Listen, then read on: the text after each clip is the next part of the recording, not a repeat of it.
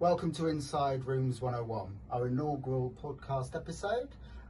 We're currently working on a film called Rendlesham, which is a horror movie set in 1986 about the Rendlesham UFO incident, sometimes dubbed as the Roswell of the UK. The film is a tongue-in-cheek horror movie which we want to make authentic with 80s style music and original soundtracks throughout.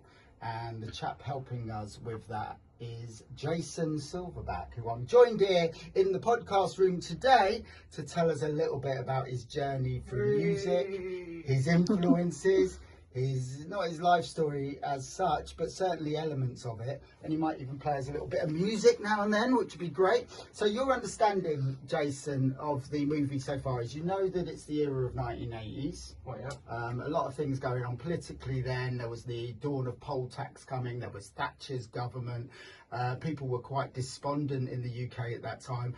And within the film, we've got certain storylines running. We've got actions, we've got chase scenes, we've got horror scenes, we've got love scenes. So we want to reflect that in the music, but also give it the raw power of the angst that was around at that time. Is that something you think you can reflect in your music? Yeah, most definitely. Yeah, definitely.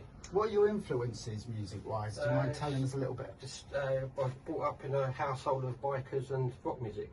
Cool. So my mum's side of the family, they'll play instruments, so it's always around guitars. Brilliant. And so music-wise, let's think of the gods of rock, for example. Who influenced you? Ace Frehley from Kiss, most definitely. Ace Frehley. Yeah, most definitely. You've got figures of Ace Frehley. I have got figures of Ace Frehley, yeah. That's brilliant. Okay, so Kiss. Anyone else? AC/DC. AC/DC. ZZ Top. ZZ Top. Excellent. Jethro Tull. Neil Young. Oh, literally the list is endless. If you had to describe your music and pigeonhole it, which you shouldn't have to do, but I'm asking you to for the process of my viewers out there to pigeonhole you, because human beings like to do that. Yes. What would you say your style is most like? It's like indie rock, really. Cool. I've sort of got one sort of genre of music. If I play something really like heavy, like punk sort of heavy, or heavy rock, or then it could be acoustic. So. In the late 80s, you used to do a lot of gigging and you used to record a lot of your own material. And then Nirvana came on the scene. Yeah. And I think you mentioned to me previously that people likened some of your stuff, even though you did it before Nirvana. They likened your stuff to that, and it would devastate you. So let me tell me exactly how that affected you. When you were how old? I would have been about 18, 19 then. Yeah, it did. I didn't listen to Nirvana intentionally because everyone said that my music sounded like Nirvana. God, nightmare. But when you actually break it down, Nirvana was just, when they first started out, they were literally just basic. You know, basic. 3 chords. Yeah, it's devastating really. Not devastating to the point of like getting depressed, but it's just like, oh, that sounds like Nirvana. Yeah, well, I listened to one of your early tracks, which was pre-Nirvana, and I said, oh, this reminds me a little bit of Kurt Cobain, and you were like, yeah, I know. I intentionally, with the album Nevermind, I never bought it because I didn't want to be influenced, because obviously I would have been, so. No, that's wise. You've got to keep your own voice and you've got to keep it authentic. But would you say that had a devastating effect on your music or not? Not really, no. No, so you just went... Yeah, just the way I see it is give it to the man. A lot of my stuff's about bullying, like bad childhood. A lot of that's in there. Relationships, most definitely. In an upbeat way, hopefully. Yeah, of course, yeah. Well, I don't know, some of the lyrics are a bit dark, but everyone relates to it because unfortunately, everyone's been through it. So. Yeah, absolutely. When I came to you regarding the film Rendlesham and told you the era it was set in, did that excite you to use some of your old material, or did you just think, right, I'm going to rethink the kind of music I want to do to this? Or are you going to dig into the archives and maybe research? To be fair, I didn't really didn't think about it. I just thought about BMXs, to be honest, from the 80s. Yeah. Music-wise. So if I were selfish, really, in that respect. Absolutely, and you've got a BMX on your wall in your man cave I saw today, which is really cool. Which is a mongoose. Mongoose, California, yeah. And you painted it red. It's powder coat red. How many guitars have you got on your wall now? Blimey, I think I've got 14 altogether in the front room, and I've got, do you know, I don't even know because I know I've got lovely problems over 20, but a lot of them have been lent out to people, so, yeah. Don't lend out guitars. guitars? Well, the ones I don't use, so I like buying bits. You use the other 14 then? Yeah, I do actually pick them up. It's like mum comes around and says, "Oh, why you got all them? We don't play all them at the same time." But I pick one up every day because they're all different. All the necks feel different, the fretboards feel different, they sound different as well. Brilliant. So you could have two identical guitars made by the same company, and they'll both literally sound different. Oh God, yeah, I believe it. Like because might not know it. You're a bit stockier than me. If you played this guitar, it'd sound different with you playing it. If we played exactly the same. How does that work? It resonates through your body. Oh wow, didn't know that. Plus the acoustics as well. Brilliant. Cool. Bringing it back to Rendlesham. So you have got the unenviable task now of picking music to suit the scene. So for example, we would like edit a scene, send that scene to you, and what I would request of you is to put some music to it or put some vocals and music to it. Right. And we've discussed that, and you might be digging into your older stuff. You might re-record your old stuff, or you might just use some of your old stuff that you actually authentically wrote in the 80s. Yeah, is that as I understand your process?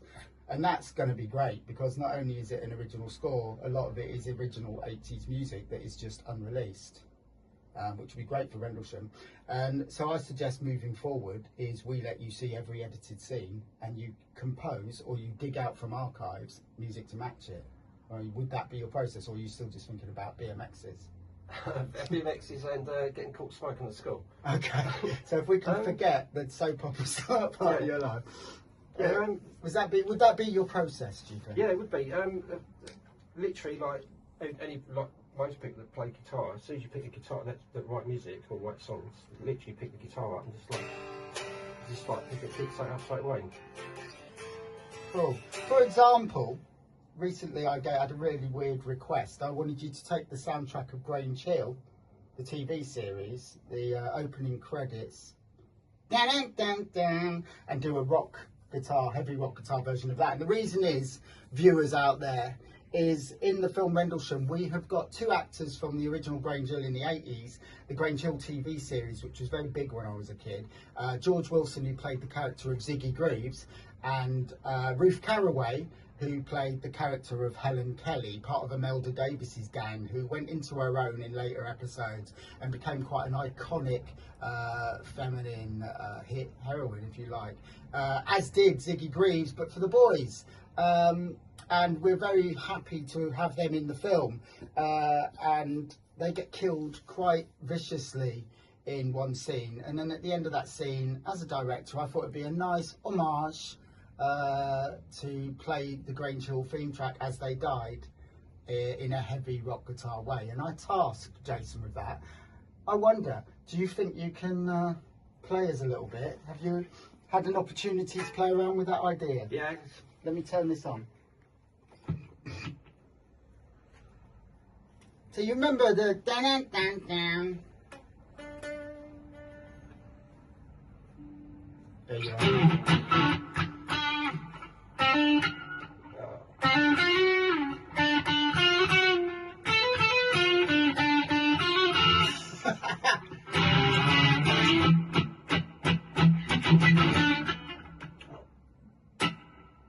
I can hear it.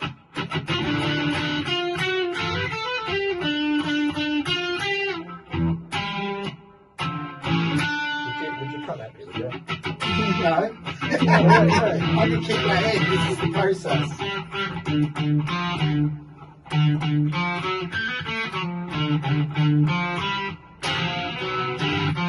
Brilliant.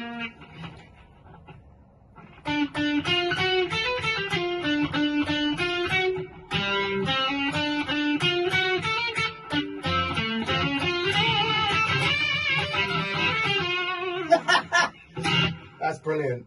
Yeah, obviously that will be heavily edited. Did you plan it properly for tomorrow? Huh? Did you plan it properly? Yeah, let's do it then. Alright, so this is Jason Silverback playing Grange Hill for our death scene.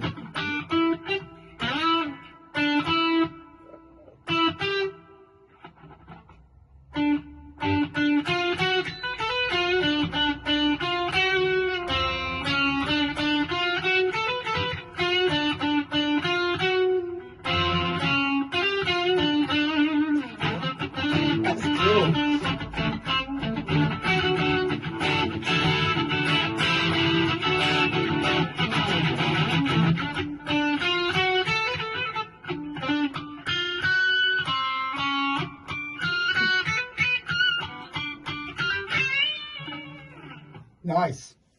So the idea behind that is obviously a tongue-in-cheek throwback to the TV series. When I tasked you with that, I thought it was a simple matter of you just going, yeah, and you actually explained to me it's like 3 guitars playing that. Yeah. And it's incredibly difficult. It is. It looks so easy, and it is easy, but it's complicated. Right. How does that work? Easy, complicated? Well, I play blues, rock, punk sort of style guitar. Mm-hmm. Then that's more sort of like a sort of jazzy, which the only thing I play in jazz is like the sevenths. Mm-hmm. That's about it. That chord. So when you start playing something completely obscure, so you got your scales on the guitar. Yeah. It's totally different to what I've learned over the years. Totally different. Okay. Totally back to front. So when I start playing it, I end up going back to what I know. Mm-hmm. And that's what's so frustrating, because it's like, yeah, rather than just mimicking. Yeah. But also it's not mimicking, is it? It's mimicking and doing it in a slightly different style. Or yeah. Hugely different my style. Sort of fingers is like, say like, my fingers are sort of trained mentally to do this, like instead of going.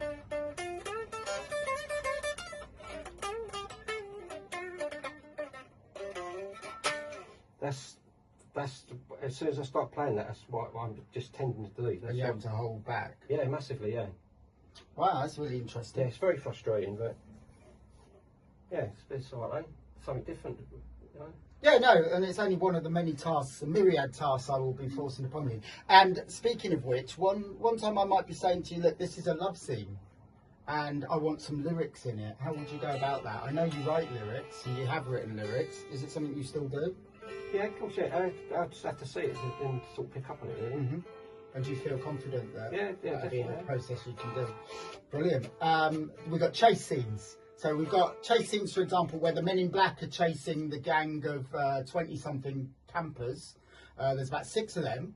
They get chased by men in black, but they're also everyone is being chased by some form of creature, which you don't always see. A lot of that is left up to the imagination of the audience. Not all of it, but to be tasked with a scene where there is a chase scene with several elements of threat going on, for someone to write music or to use music to match that, that's no mean feat. So you would probably be going through your archives, if you like, to try and find some, or maybe even re-recording something. Yeah, I've got so much material, I could just take a bit off from there and put, just build up to other stuff from that. So brilliant. Production value-wise, though, this is all planned. Yeah, we're not just winging it. We're also going to be looking at some times in a recording studio where you'll be writing some completely original stuff to match the film as well. But as we want to use authentic 80s written stuff, then yeah, it's not just a matter of I'll slip that in and that matches. It's integral that is the way we do it, because we want it to be authentic. So that's great. Why don't you tell us a little bit of your experiences as a musician? Have you got any stories that stand out? You were talking to me the other day about certain legends that you've worked with, things like that. I'm not asking you to like name drop. Tell us a tale or two. There's a guy I used to go. When I was growing up, there's two local bands I used to go and watch. One was called Automatic Slim. One was called Southside Blues. A guy called INSiDE in Automatic Slim. He was like a legend. Anyway, went to rehearsal one day, and the guy said, "Oh, he's one of my friends." The singer said, "Oh, he's one of my friends," and I thought he was just talking like air. And he turned up next week, the following week. I filmed with him. It's amazing. It's just like some guy I'd been watching as a kid. And you're suddenly up there playing guitars with him. Yeah, it's just like It's a really Did you get on with him? Yeah, he's a lovely guy. Yeah, very down to earth. Swears as much as I do. That's good. You were telling me about someone else the other day. Who was that? A guy called Tommy Dunn. Yeah. I used to go and watch him. There's a lot of history with him. Used to go and watch him all the time. Ended up playing in bands with him, but played in 2 bands with him. He's sort of quite elderly now, but it's just a privilege. Do you know what I mean? Yeah. Got Ben Stratton, first time Maiden guitarist. He's a lovely man. Like first time Maiden guitarist. Yeah, he went on to do I think Dragonfly and Praying Mantis as well. Other groups he's in. He's brilliant. He's such a nice guy as well. It's really famous. It's just like us. He's like talk to us like. But he lives around here. Yeah, he don't live too far from here. I mean, that's fantastic, isn't it? He still plays around the world as well. And he's getting on a bit. Yeah. How old is he roughly? In his 70s. He's the same age as my mum, I think. He's still rocking. Yeah. That's brilliant. Who are you gigging with at the moment? I'm just doing jam nights. At the That's moment. right. Where at? Chestnut Tree in West Ratton. Yeah. The Woolpack in Braintree. The Woolpack in Hoverhill. And funnily enough, one of my close friends, Pants, who plays the keyboards and piano, Anthony, knows Anthony. Yeah, we played together loads of times. I named him Pants, and that nickname has stuck for 5 years. But yeah, you gig with him. Yeah. You open mic nights. That's right, yeah. And it was quite funny to see you both, and I just didn't even know you knew each other. Yeah, it's crazy. Yeah, we make a racket together. It's not so like I do a solo spot, and then just start playing light, and then he does his bit of bits and the keys. He's good. Nice guy as well. He is a lovely guy and very talented. Weren't you thinking of putting a new band together from some of the remnants of old bands? Yeah, I did that. I did that. I got a band together with an old band member that I hadn't seen for like 28 years. Mm-hmm. Yeah, we had 2 rehearsals and it just wasn't working out, so I just sort of disbanded it. Why wasn't it working out? Drinking drugs? No, I was sober then. Not you. I've done my bit of being an alcoholic. Mm-hmm. No, it just people not bothering learning. No, that's it. You mentioned the. Yeah, come on, guys. 2 weeks later now, and I gave you the music 2 weeks ago. Yeah, 2 months. 2 months. 2 months before. Jesus. Yeah, and they didn't learn any of it. No. And it's just like. Is that normal? Is that standard though? Is that rock and roll? Yeah. Every band I've been in has been.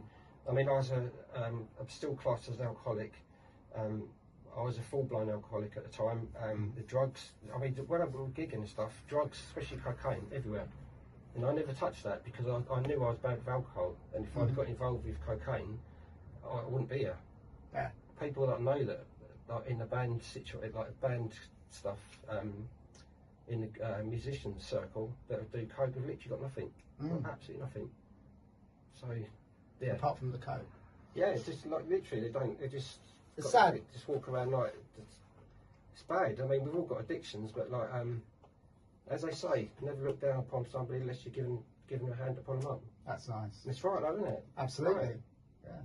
Absolutely. And you know, we could talk and wax lyrical about that all day.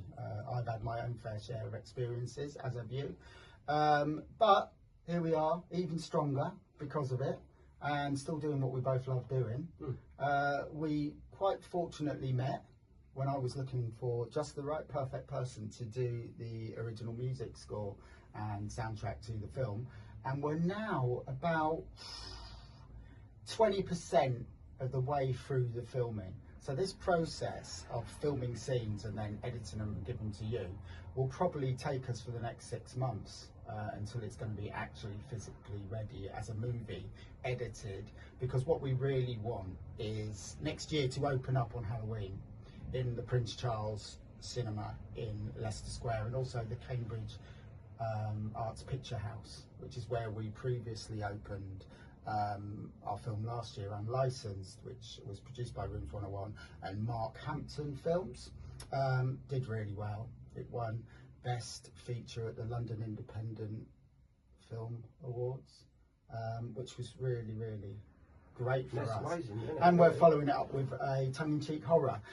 So the music is a major part of this, and which is why I want you, unlike most other musicians who do soundtracks, I think it's all done after. I want you to be part of the process so you can see the storyline developing, and you can write to meet that and fit the scenes that you're being handed. Whereas I don't think a musician would really be handed unedited, unreleased, or edited, unreleased scenes from a movie and sit there at home. But I don't know how the process works, but to me, it's a no-brainer. That makes sense to me. You feel comfortable and confident doing it that way. Definitely. So very much want you as part of the process as we roll on. We should have all the filming done by October. We are working pretty sporadically at the moment because we've got a cast of 42. And that doesn't include the extras. So you could probably bring that up to 60. And that's huge for an independent movie. And they're all like an ensemble cast. They've all got a good storyline, you know. Yeah, even if they've got maybe 10 lines, they're integral. And then I'd say, you know, it goes anything from 10 lines to 100 lines each character. So, you know, we've got a lot of dialogue in it. There's a lot of action. So it's got a lot going for it. We have yet to see if that works. There's always this adage that when you're doing a movie, you should try and focus on one character throughout, from beginning, middle, and end. And in some sense, we do that. There's a character called Sarah who's kind of the leader of the, or the heroine of the group of campers that are the heroes throughout the film, and everyone else gets involved along the way. You've got kooky couples living in the village, you've got crazed serial killers. Probably know the kooky couples. Yeah. So with all of that going on, it becomes very much an ensemble cast. So what I'd also like to do with that is perhaps some of the characters within it even having their own theme music, if you like. If you remember back to Twin Peaks in the very early 90s, Twin Peaks by David Lynch, he'd have a character in it called Audrey, for example, Audrey Horne, and every time she came into a scene, or now and then when she came into a scene, it would suddenly start going dun dun dun dun dun, because that was known as Audrey's dance or Audrey's theme. Right. And it was a great way of establishing the memory of a character and making the audience feel like they already know him more than they do. We're going to do that quite a lot. So you will be tasked sometimes to go, look, I want, my character's a man in black and he's quite sinister and mysterious. So I'd just like, if he's ever seen in shot something like dun dun dun dun dun, dun, yeah. So you might be tasked with stuff like that, and I know you're up for that, and I know you can do that, but that's what we're trying to do. So the music is really hand in hand with the writing and the performing, which is why we want you right in the middle of the process, rather than just give it to you all at the end, yeah? And I think that's going to work well. Have you written music in this manner before? No. For a film? So it's brand new to you? Yeah, definitely. And you're confident? Yes, like the way I do it, it's something that will give me the ump and I'll write a song about it. So if I give you the ump, you'll write a song about it and stick it in the film. So, what's your favourite style of music, Jason? I like everything. I've got a massive range of music. I prefer obviously guitar music, but yeah, I like all sorts. Like everything from sort of like Prodigy to like Kiss, Neil Young's quite sort of like folky, some of his stuff. Yeah. Then like Patti Smith, who's sort of punky in a way. Okay. Yeah, there's some new groups coming up as well around this way. They're brilliant. Like their stuff as well. Some sort of like heavy punk. Some is like. Can you think of any offhand that you might want to plug? Hollow Star. Hollow Star. Yeah, Hollow Star. Well, they're a Cambridge band. Yeah, they are. Yeah, they're brilliant. Absolutely brilliant. What's that gigging place in Cambridge? Was it used to be the boat race? Yeah, What's that called now? Do you know? Oh, blimey, I don't know. Did you know? The 6 bar's just closed. That's the one. It's just closed. It's closed last weekend. Oh, no way! Yeah. So they've still got that little cinema box thing outside listing bands. Yeah, it's all shut now. Oh, have you ever played there? No, we haven't. My friend's band have played there. Another group, like literally 15, 16-year-olds. They're called Fifth Floor. They're from Haverhill.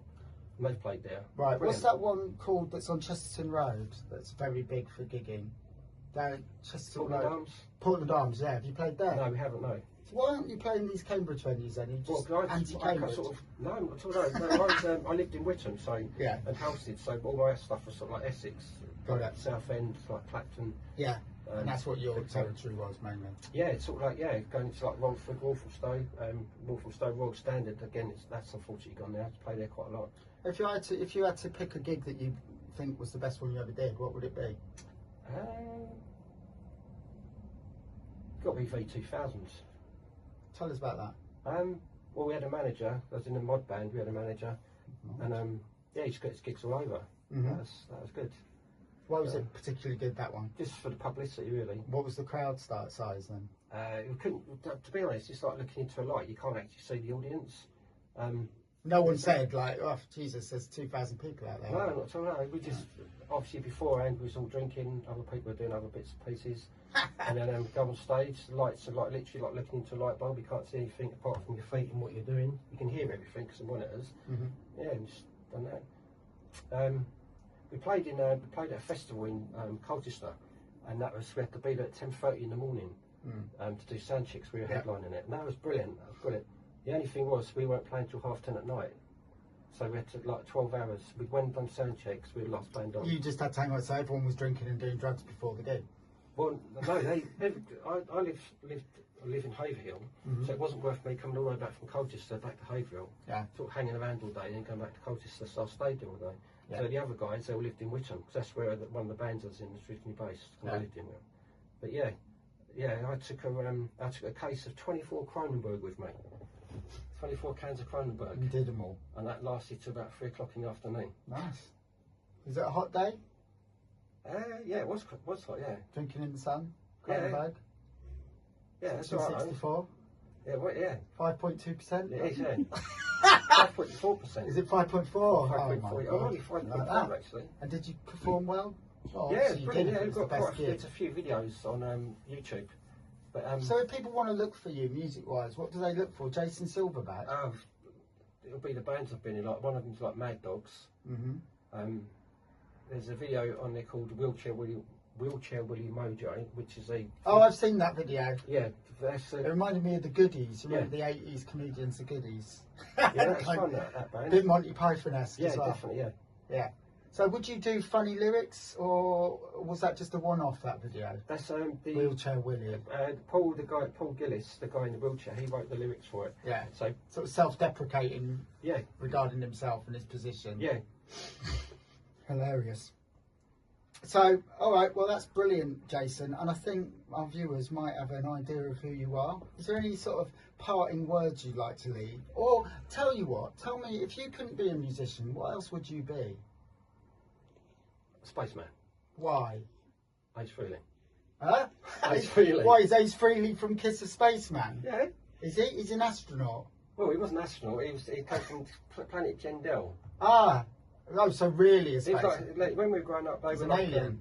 yeah. So when we were growing up, you had like the Incredible Hulk, you had Bionic Man, or $6 Million Man, sorry, and then you had like Kiss, and they were like us growing up. They were like superheroes, Yeah. but playing instruments. But he was actually an alien.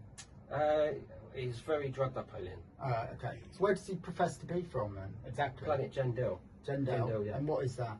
That's the planet where he come from. It's just like a Yeah, but does it exist? Oh no, not at all. No, Right, no. He's they all had their own characters. Like Gene Simmons was a demon, Paul Stanley was Star Child, Peter Criss was a cat, Ace Frehley was Spaceman. Yeah, makeup right. So it was tongue in cheek.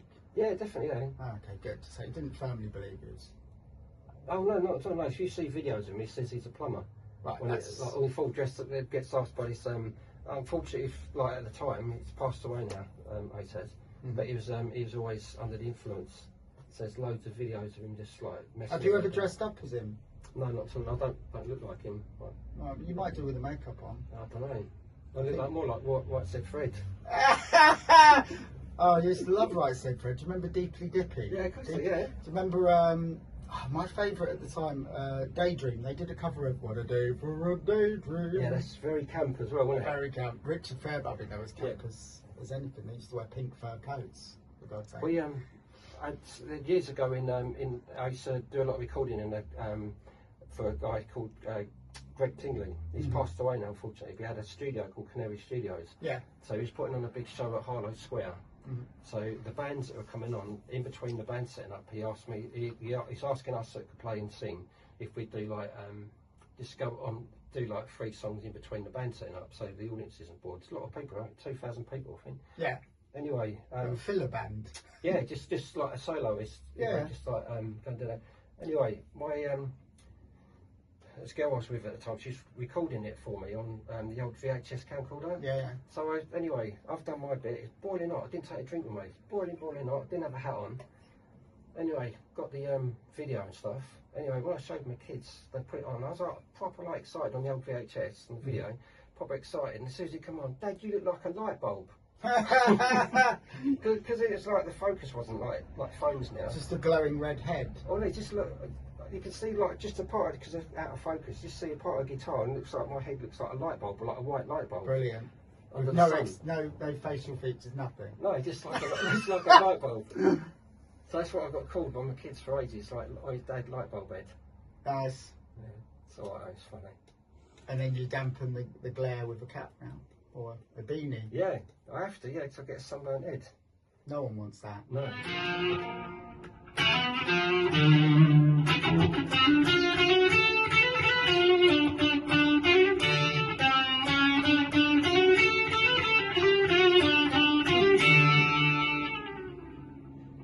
See you next week, viewers.